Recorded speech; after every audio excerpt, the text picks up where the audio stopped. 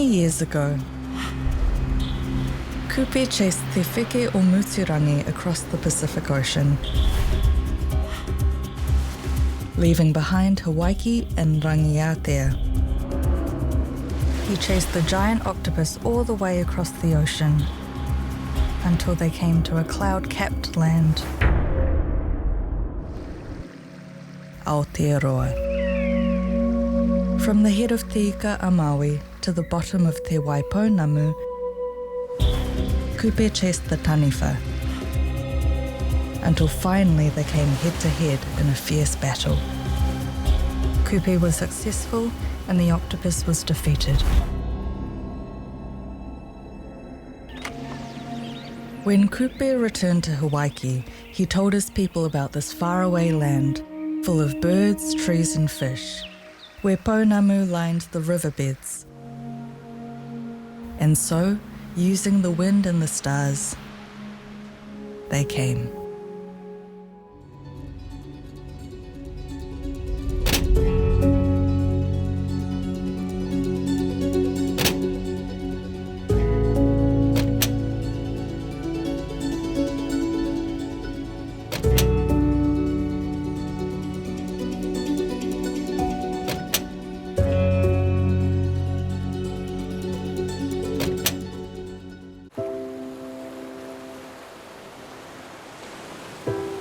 We come from all over the Asian continent, and although we are different in cultures, ours is a story woven from many strands.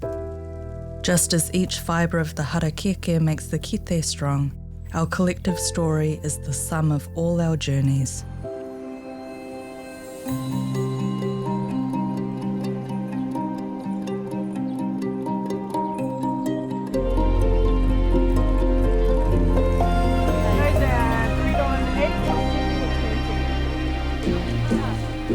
I was born in Iran and I was raised in Germany. Purely accidental because my parents were at the airport in Germany trying to go from Iran via Turkey to Canada, but were caught in transit without a visa. Their options were being sent back or seeking asylum. So we became accidental Germans. So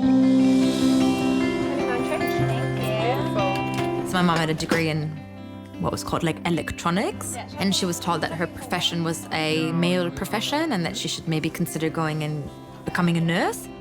And she was quite shocked, being a woman coming from Iran, going to Germany and then being told in Germany that your profession was a male profession. Me and my sister, we learned the language as kids do because you're sponges. Me and my sister kind of became the translator for my parents. Like teacher-parent conferences, I think, are quite funny when you have a 7-8-year-old translating. But that's the reality of so many immigrant families.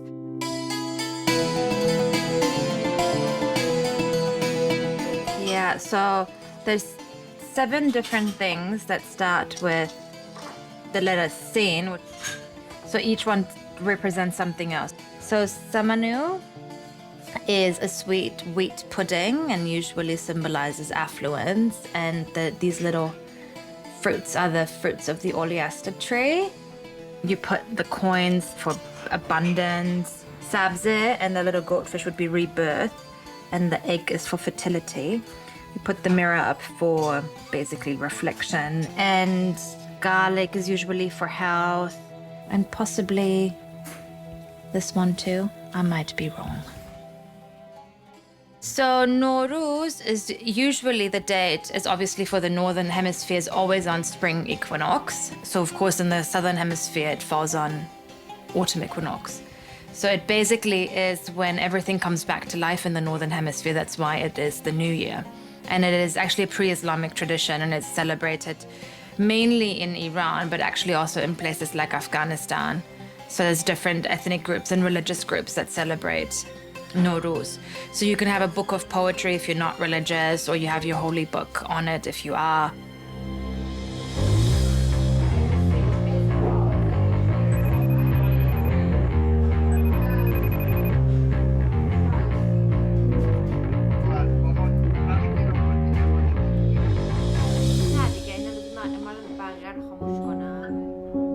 It took me a really long time to think of things that happened to me as racist. I went to a very small primary school. I remember somebody on the bus called me a foreigner pig, which I remember thinking was not nice, but I don't recall being really upset about it. And I knew that pig wasn't a nice thing to say to somebody, but what was a foreigner? My teacher gave us a lecture the next day. So I thought, oh, okay, so this must have been a lot worse than what I thought it was. I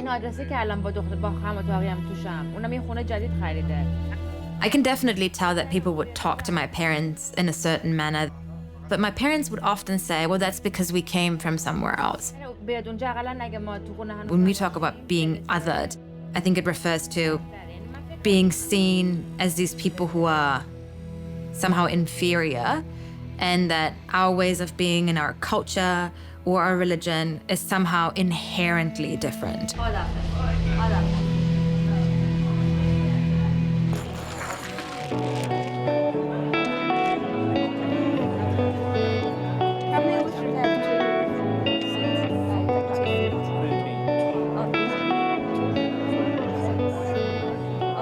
many of us grew up with names that actually weren't ours.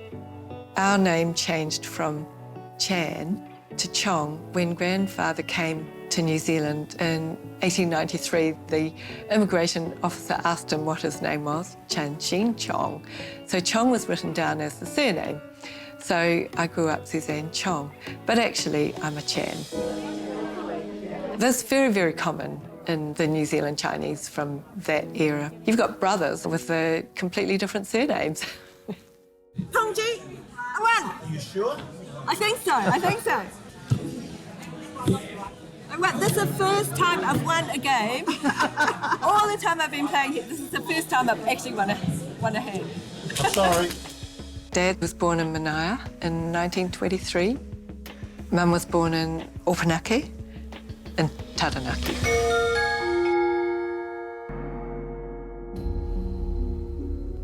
I don't remember seeing anyone who was Chinese in Manaia. When we would go to Opunake to see Grandma, my uncles and aunties were there. So that would have been all the Chinese people that I saw. They spoke Chinese. Mum and Dad spoke Chinese to them, but my brother and I, Colin, we didn't understand because Mum and Dad didn't speak to us in Chinese. It's a great sadness, actually. There was a lot of racism against Chinese. So assimilation, people talked about it proudly in the Chinese community. Oh, she's so well assimilated. I think that sense of not wanting to be Chinese ran deep.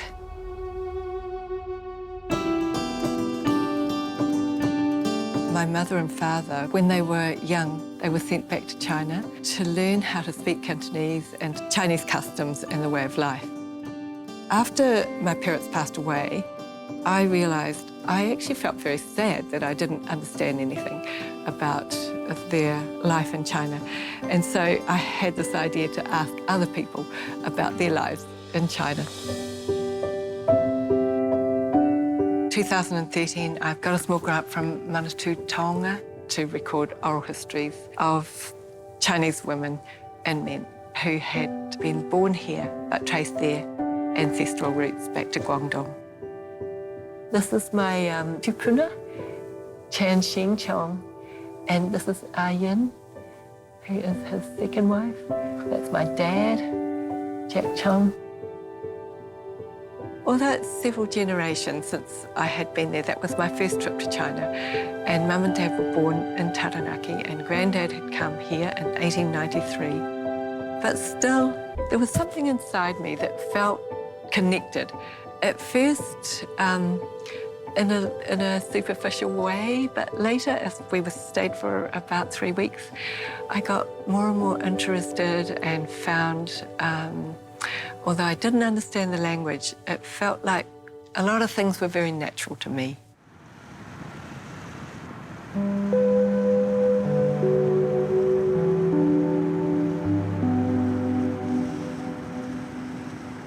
Though as tau iwi we come from different lands, the migrant experience is often shared.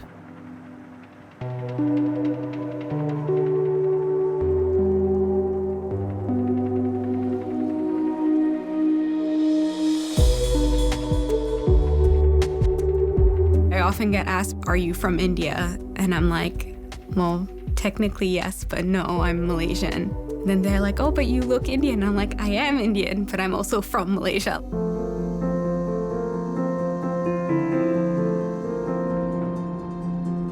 So I moved here in 2011, 2 days to my 16th birthday, turned 16 here.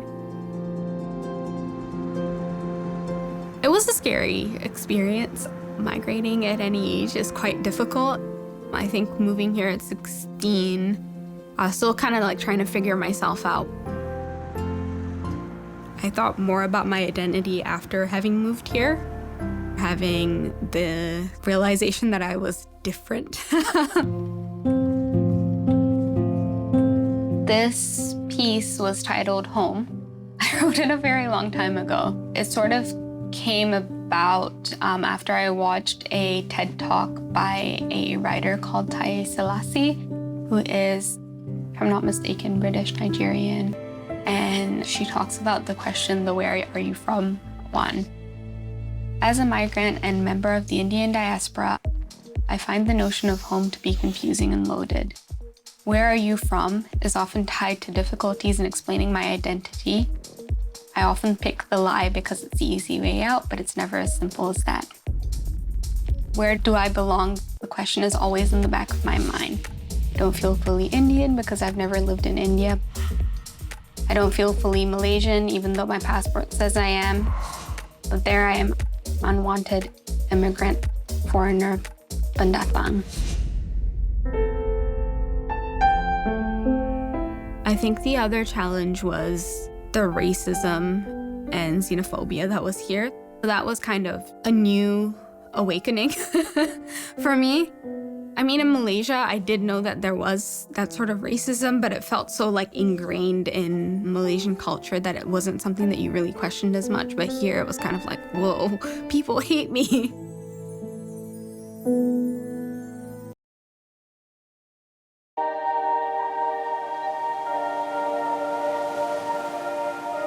Though our journeys have all been unique, we have now reached the same place.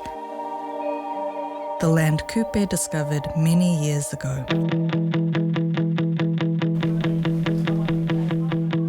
All the art, actually, they're all made by different American artists. So I moved to Dunedin from Berlin in 2014 to do my PhD.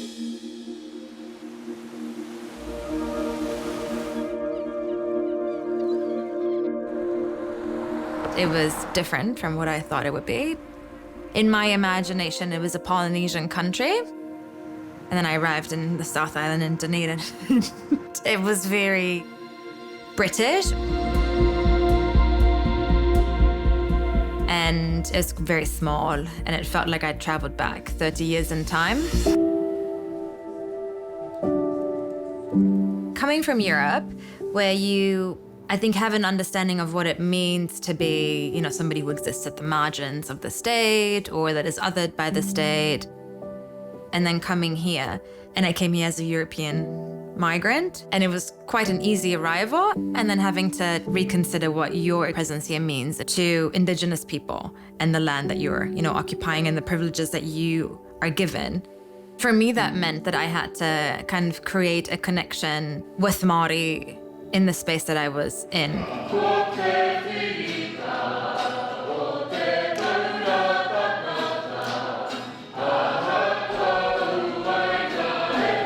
And then I started my PhD, and it was different from what I thought it would be because I was never really interested in New Zealand before. I never really read about it. And then in the first year of the PhD, I decided to do a comparative studies to doing a PhD that looked at anti-racist work in Aotearoa, New Zealand. I've been organizing in anti-racist spaces since I was 17 years old. So I have a commitment to myself to persevere, but also to cause trouble. Because to be anti-racist is to cause trouble. Racism is a process. It doesn't just happen in the past. It's not a one-time event. It's an ongoing process, right? And therefore, if it's not interrupted, it continues. it's an ongoing process. I wouldn't even say after 5 years that I know a lot about this context. I think I know a little bit. So it was all Persian Māori ceremony.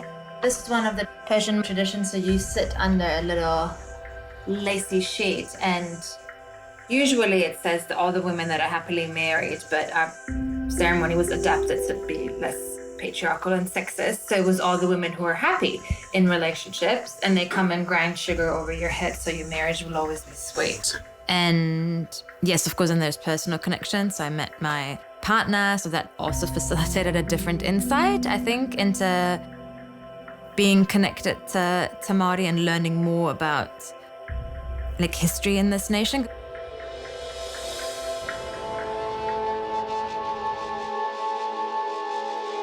Cholana ke roti na? Cholana nahi salna. Okay.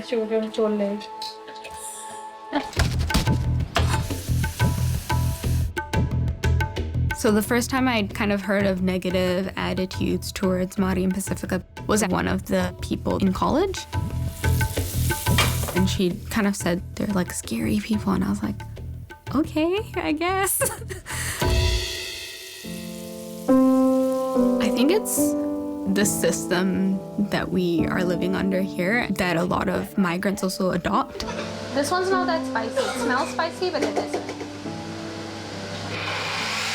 In New Zealand, we see whiteness and white people as like the kind of peak of like, you know, that's how we want to be. For a lot of migrants that come here, they want to assimilate into that ideal. But I think they don't realize that there's like lots of systems of power that exist that actually have been pushing us towards that.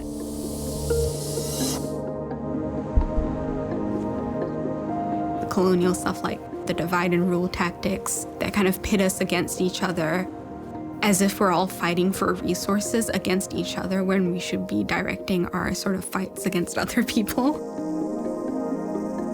Did you learn about the treaty? Much yet? No.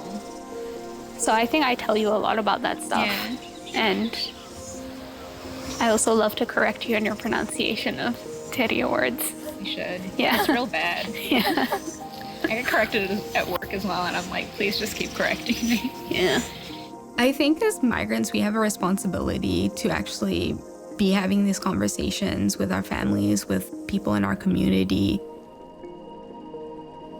I think we often forget that this is Indigenous land first and foremost.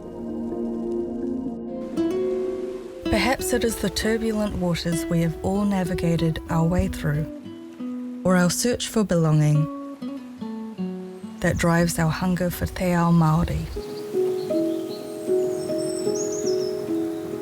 I was kind of protected by the Māori girls at school. It wasn't a daily occurrence, but there was enough Ching Chong Chinaman stuff and taunting to make it, you know, a little difficult. I'll always remember their generous support, Afi. I'd been learning how to facilitate workshops on Te Tiriti or Waitangi. One of their teaching workshops was held at Papatūānuku, Kokore Marae. And while I was there, I saw a notice on the wall, do you want to learn Te Reo Māori? And I thought, yeah. 4 weekend wānanas, the pōwhiris, the waiata, and oh, the kai, oh my gosh. And we were learning Te Reo Māori as well.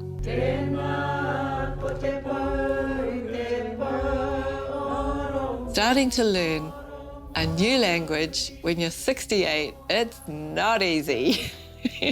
Kia ora e te whānau, he mihi aroha kia koutou ngā huruhuru o tēnei manu, te kai oranga kaupai whā, e te kai ako, he mihi kuanuanu ki a koe, hene amaru ropati.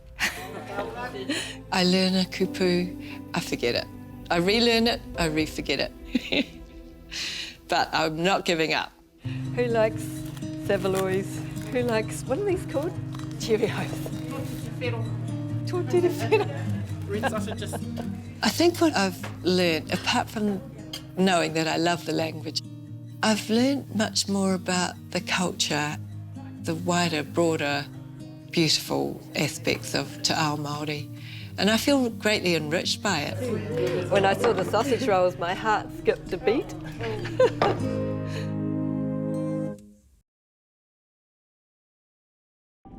Whawhia te kite mātauranga. Fill the basket of knowledge. As the most recent explorers to have reached these shores, we are eager to understand the history of our new land.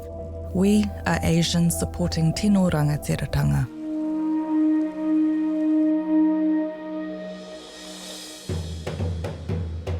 This year we're going on Friday and coming back on Sunday and kind of doing it as a holiday.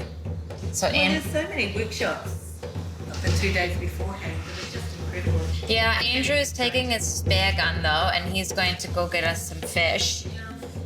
Because we were like, oh, do you want to go to Waitangi? And he's like, oh, I'll go fishing. And I was like, that is not the reason why we wanted to go, but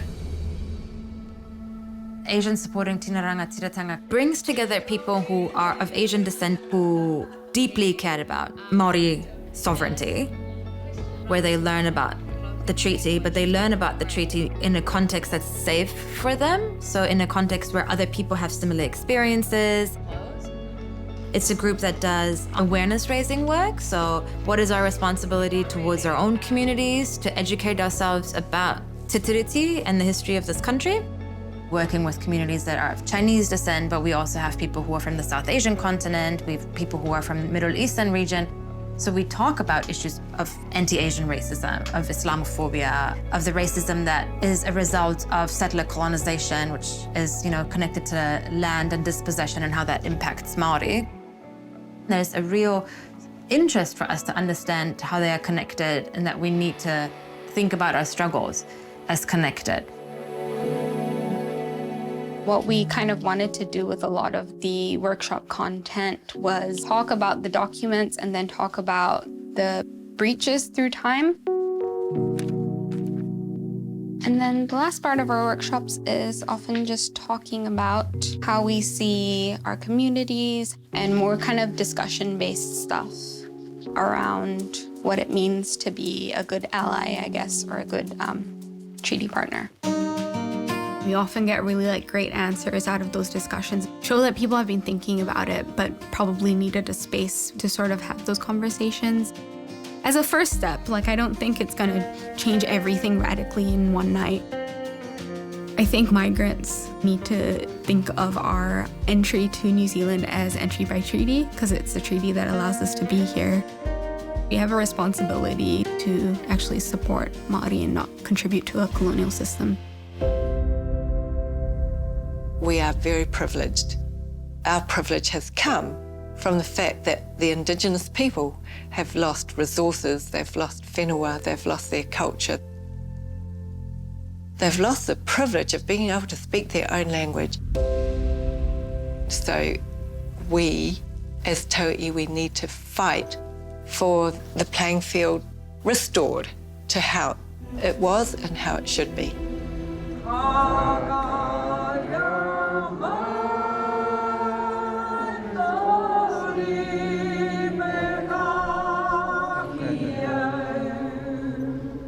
People often say that coming here on Waitangi Day is just all protest, and they say that in a dismissive way.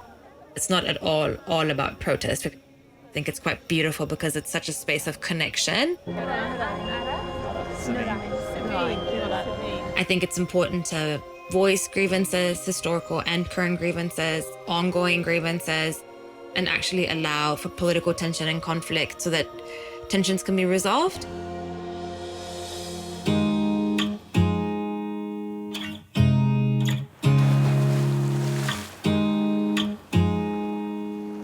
Well, I think there's a real commitment with the work that Asta does, but it does feel important. Waitangi, it's a symbol, and maybe now that things are changing, maybe it's a symbol of people being able to work together more.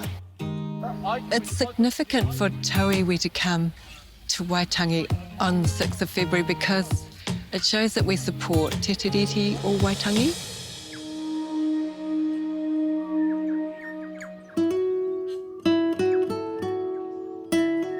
To embrace another culture, To find respect for ways that are not your own does not cause your own Māori to suffer.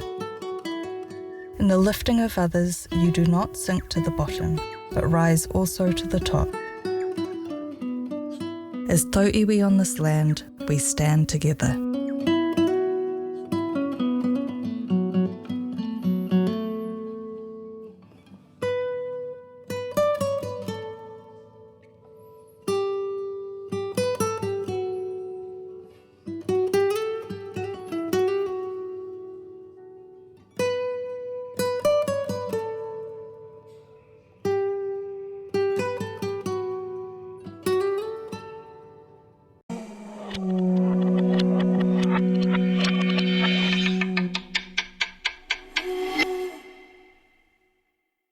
Supporting local content so you can see more of New Zealand on air.